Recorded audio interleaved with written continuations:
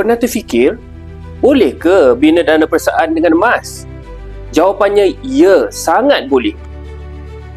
Hakikat yang kita kena terima, nilai duit makin lama makin susut. RM50 hari ini belum tentu boleh beli benda sama 10 ke 20 tahun akan datang.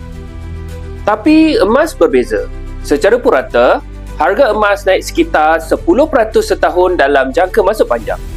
Strategi sebenarnya mudah, menabung secara konsisten. Bayangkan anda simpan 1 gram emas sebulan.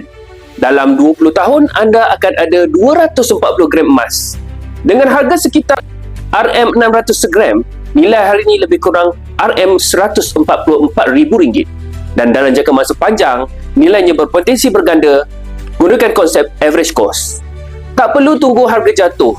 Bila beli konsisten, kos purata jadi lebih seimbang dan risiko turun naik harga dapat dikawal. Emas bukan skim cepat kaya, tapi ia alat bina masa depan.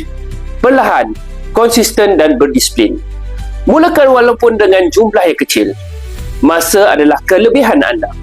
Jika anda nak mula simpan emas fizikal bersama Public Gold, anda boleh isi borang sign up. Saya akan bantu daftar dan bimbing strategi simpanan yang sesuai dengan matlamat anda.